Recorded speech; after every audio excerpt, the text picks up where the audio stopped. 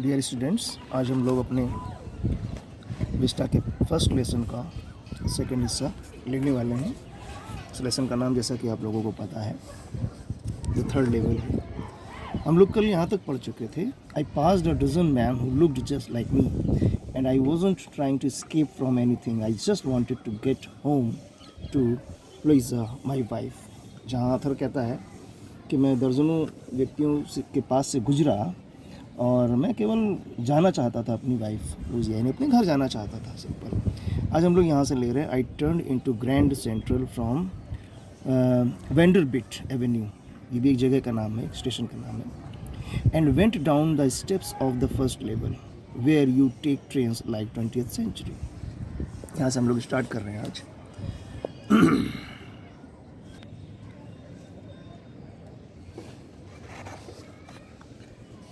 आई turn into Grand Central, मैं Grand Central Station में प्रवेश करता हूँ।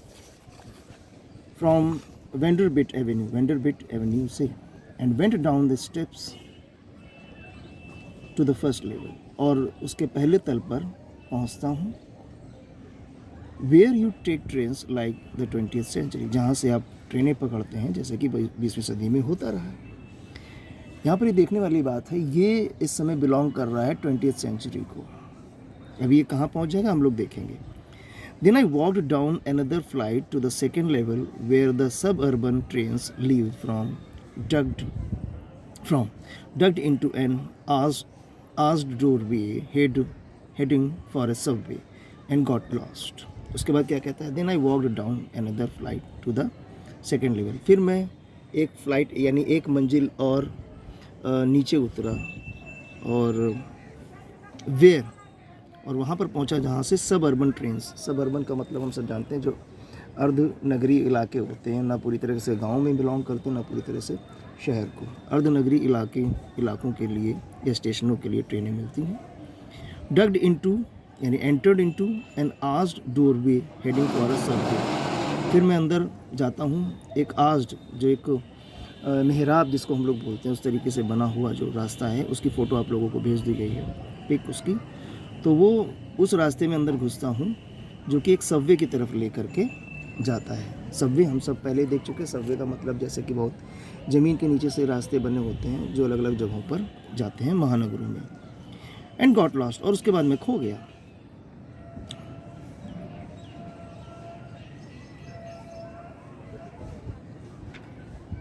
दैट्स ईजी टू डू, ये करना आसान है। I have been in and out of Grand hundreds of times, but I am always bumping into new doorways and stairs and corridors. Waiter कहता है कि that's easy to do, बड़ा आसान काम था ये करना। I have been in and out of Grand Central hundreds of times, जिस सेंट्रल स्टेशन की बात कर रहा था। कहता मैं यहाँ सैकड़ों बार आया और गया हुआ हूँ।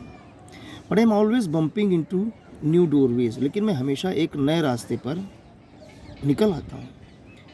नए रास्ते, नई स्टेयर्स, नई सीढ़ियाँ मुझे मिल जाती हैं, और कॉरिडोर्स, नए बरामदे या कॉरिडोर्स आहते मिल जाते हैं। यानी वो ये सारी की सारी कहानी एक कल्पना मात्र है। वो प्रेजेंट में रह कर के पास्ट की कल्पना करने लगता है, वो जगह देखने के लिए वो सोचता है और ये लिखता भी है, वो कल्पना जहाँ पर वो जा सकता है। Once I got into a tunnel about a mile long and came out in the lobby of the Roosevelt Hotel. एक बार क्या हुआ मेरे साथ, Once I got into a tunnel, एक बार मैं एक सुरंग में चला गया जिसकी लंबाई लगभग 1 मील के बराबर थी, and came out into the lobby of the Roosevelt Hotel, और जब बाहर निकला तो मैंने अपने आप को रूजवेल्ट होटल की लॉबी में पाया। Another time I came up in an office building on 46th Street, 3 blocks away.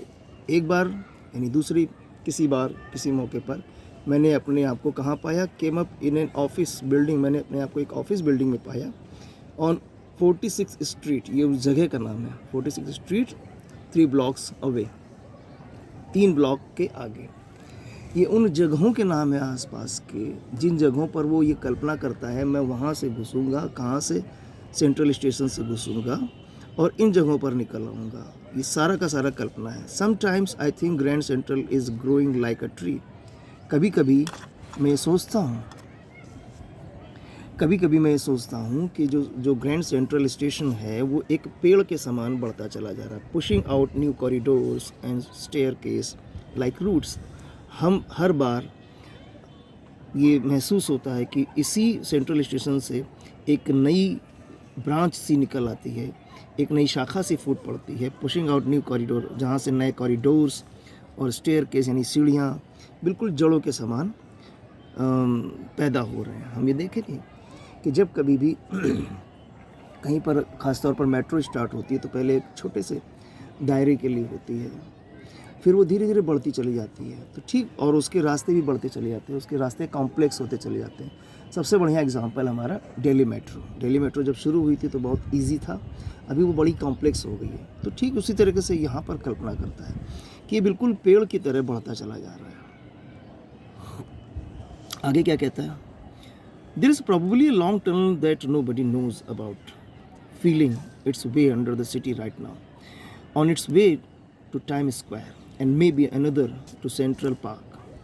और आगे क्या कहते हैं? There is probably, संभवतः एक बहुत लंबी टनल है जिसके बारे में कोई नहीं जानता, about feeling its under the, और ये नीचे है वो, its way under the city, शहर के नीचे, right now अभी, on its way to Times Square, और ये जाती कहाँ तक है ये सुरंग? ये टनल जाती है to way to Times Square, ये भी एक जगह का नाम है यूएस के, and maybe another to Central Park, और हो सकता है कि दूसरी कोई सेंट्रल, ये सारे स्टेशनों के नाम है। कोई देख रहे होंगे लोग, यहाँ पर देख सकते हैं कि सेंट्रल पार्क या टाइम्स स्क्वायर सब कैपिटल से लिखा है, तो ये स्टेशनों के नाम है। तो हो सकता है कि सेंट्रल पार्क की तरफ भी जाती हो, and maybe because for so many people through the years Grand Central has been an exit, a way to escape. Maybe that's how the tunnel I got into. But I never told my psychiatrist friend about that idea. कहता है maybe, और ये हो सकता है because for so many people through the years, कि कई सारे लोग इन सारे सालों में क्या किया है? Through the years, Grand Central has been an exit. Grand Central Station एक प्रकार का बाहर निकलने का रास्ता रहा है, a way to escape, बाहर भाग जाने का रास्ता रहा है। मे बी, हो सकता है, that's how the tunnel I got into, हो सकता है कि दैट्स हाउ, किसी तरीके से मैं टनल में चला गया। But I never told my psychiatrist friend about that idea, लेकिन मैंने अपने मनोवैज्ञानिक दोस्त से, मित्र से इसके बारे में कभी नहीं बताया। आगे कहता है कि द कॉरिडोर,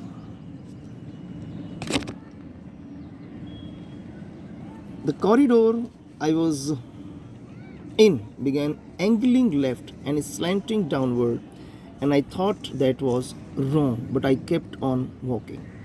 जिस कॉरिडोर पर मैं जा रहा था, I was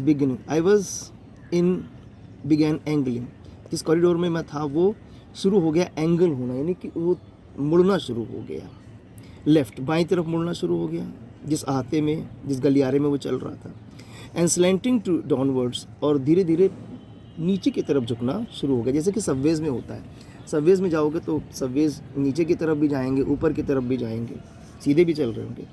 and I thought, और मैंने सोचा, दैट वॉज रॉन्ग, कि मैं गलत रास्ते पर जा रहा हूँ, अब ये चलता चला जा रहा है। But I kept on walking, लेकिन मैंने चलना जारी रखा।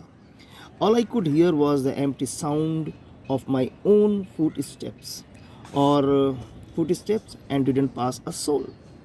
ऑल आई कुड हियर, और मुझे सुनाई जो कुछ भी पड़ रहा था, was the empty sound of my own steps, मेरे खुद के पैरों की आवाज़ के अलावा और कुछ नहीं सुनाई पड़ा था। इसका मतलब उसको वहाँ पर पूरा सन्नाटा था, कोई दूसरा नहीं था, और उसको खुद के कदमों की आवाज़ के अलावा और कुछ ना सुनाई पड़ रहा था। और दूसरी चीज़, और ये कहता है, I didn't pass a soul, यानी कि मैं किसी भी व्यक्ति के बगल से नहीं गुजरा। यहाँ सोल का मतलब पर्सन से है, तो उसको कोई भी व्यक्ति वहाँ पर नहीं मिला। The tunnel turned sharp left, I went down a short flight of stairs and came out on the third level at Grand Central Station. फिर कहता है the tunnel turn shop left, tunnel जो थी वो बिल्कुल तेज़ी से कह सकते हैं अचानक कोई मोड़ आ गया बाई तरफ. I went down a short flight of stairs. Flight of stairs का मतलब सीढ़ियाँ होता है. I went down a short flight of stairs, मैं यानी सीढ़ियों से नीचे गया. And came out on a third level at Grand Central Station, और ग्रैंड सेंट्रल स्टेशन के तीसरे स्तर पर अपने आप को पाया.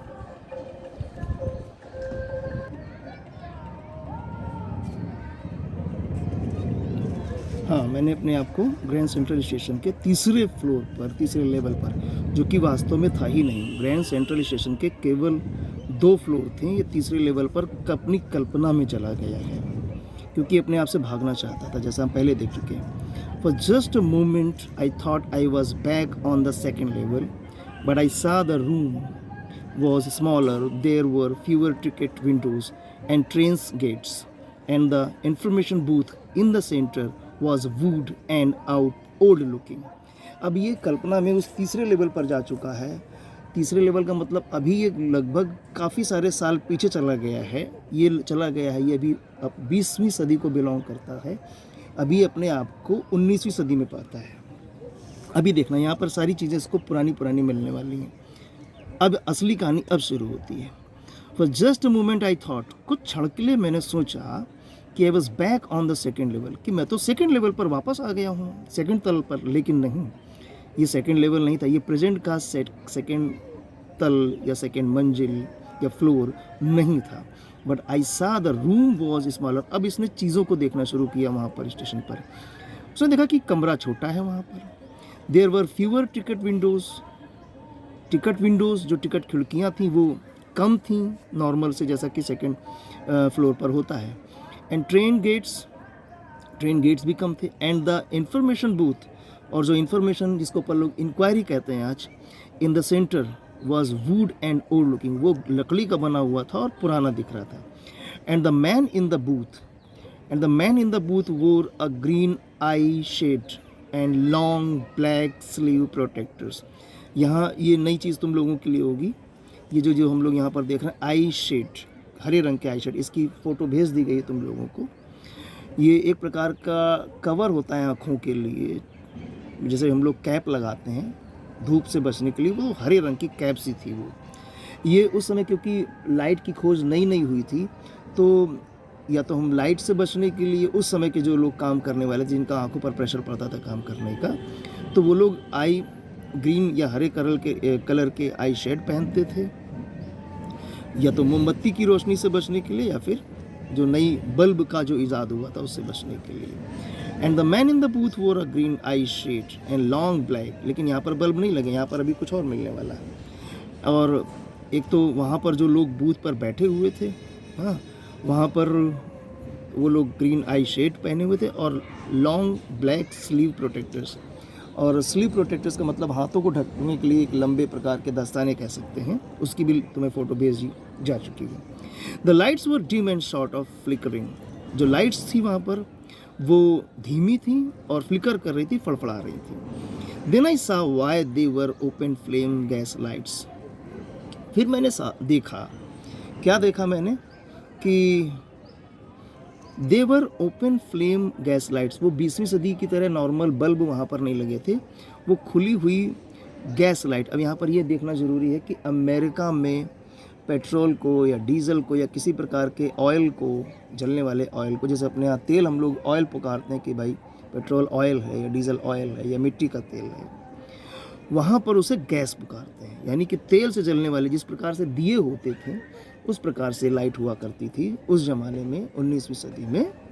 तो मैंने देखा कि वो उस प्रकार की लाइट है वहाँ पर. उसकी भी फ़ोटो तुम्हें भेजी जा चुकी है, सबसे पहले उसी की फ़ोटो गई थी. अच्छा, अब क्या होता आगे. आई शेड पहन करके रखे थे, बड़े काले रंग की स्लीव प्रोटेक्टर्स पहन के रखे थे. The lights were dim and short of flickering. जो लाइटें थी वो धीमी थी और फ्लिकर कर रही थी, फड़फड़ा रही थी. देन आई सा why they were open flame gas lights. फिर मैंने देखा कि वो खुली हुई फ्लेम गैस लाइट्स जैसे अपने यहाँ दिए होते थे पहले। तो there were brass spittoons on the floor, and across the station a glint of light caught my eye. A man was pulling a gold watch from his vest pocket. ये सारी की सारी निशानियां हैं कि वो अपने काल से बहुत पहले जा चुका था, यानी प्रेजेंट से वो पास्ट में चला जा चुका था। और क्या देखता है वो स्टेशन पर? वो देखता है कि देयर वर ब्रास स्पिटून जिसको हम लोग थूकदान बोलते हैं या पीकदान बोलते हैं, जो थूकने के लिए रखा गया होता है, वो फ्लोर पर रखे हुए थे ब्रास के यानी पीतल के। And across the station a glint of light caught my eyes, और पूरे स्टेशन पर एक लाइट की एक चमक थी अजीब सी। ग्लिंट का मतलब एक चकाचौंध सी थी, झिलमिलाहट। A man was pulling a gold watch from his vest pocket. Vest का मतलब जिसको हम लोग कोटी बोलते हैं या जैकेट कह सकते हैं। एक आदमी अपने जैकेट की पॉकेट से एक सोने की घड़ी निकाल रहा था।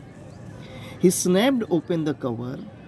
उसने उस कवर को, उसकी घड़ी की कवर को, अब ये घड़ी में कवर कहाँ से आ गया? पुराने ज़माने में जैसे कि गांधी जी वाली घड़ी आप लोगों ने फ़ोटो में देखी होगी कि उस समय रिस्ट वॉच नहीं थी, यानी कलाई पर बांधने के लिए घड़ी नहीं थी, और घड़ी जो है जेब में पॉकेट में रखी जाती थी और वो चेन के साथ बंधी होती थी और उसको बाहर निकाला जाता था और उसकी एक लिड, उसका एक ढक्कन हुआ करता था। उसमें कांच भी नहीं लगा होता था, उसमें एक ढक्कन होता था, वो ढक्कन खोला जाता था और घड़ी देखी जाती थी, फिर से ढक्कन बंद करके वापस जेब में रखी जाती थी। तो वो इस प्रकार की घड़ी, यानी बहुत ही पुराने ज़माने की घड़ी की बात कर रहा है, और बहुत ही अमीर लोगों के पास केवल हुआ करती, सबके पास होती भी नहीं थी। तो he snapped open the cover, उसने घड़ी का लिड यानी घड़ी का ढक्कन खोला। Glanced at his watch and frowned, glance का मतलब लुक्ड, देखा अपनी घड़ी को, एंड फ्रॉन्ड और उस अपनी भवें तरेरी। फ्रॉन्ड का मतलब भवें टेढ़ी मेढ़ी करना होता है। आगे क्या किया? He wore a derby hat, a black 4 button suit with tiny lapels, and he had a big black handlebar moustache. और क्या क्या था वहाँ पर? उस व्यक्ति ने एक डर्बी हैट कैसी होती है वो भी तुम्हें भेजी जा चुकी है। एक डर्बी हैट पहन करके रखी थी, एक काले रंग का 4 बटनों वाला सूट पहन करके रखा था विद टाइनी लेपल्स की फ़ोटो भी तुम्हें भेजी जा चुकी है। जो कोट में जो मोड़ होता है गले के पास या सीने के पास, उसे लेपल बोलते हैं, यानी छोटे छोटे लेपल, छोटे छोटे मोड़ के साथ उसने एक 4 बटनों वाला सूट पहन करके रखा था। And he had a big black handlebar Moustache का मतलब होता है मूछे, और उसके पास काली और बड़ी सी हैंडल बार जैसी मुस्टैश थी। अभी हैंडल बार मुस्टैश क्या होता है उसकी भी फ़ोटो तुम्हारे पास पहुंच चुकी है, कल हम देख चुके हैं उसको, और फिर दोबारा भेज दिया गया। जैसे कि मूछें ऐड करके ऊपर करके रखना, उसको उस स्टाइल को हैंडल बार मुस्टैश बोलते थे। तो उसने हैंडल बार मुस्टैश रखी हुई थी। फिर क्या कहता है? आज हम लोग इतना ही रखते हैं वैसे, वो उसकी मूछें हैंडल बार जैसी थी, और कल हम लोग इसके बाद देखेंगे।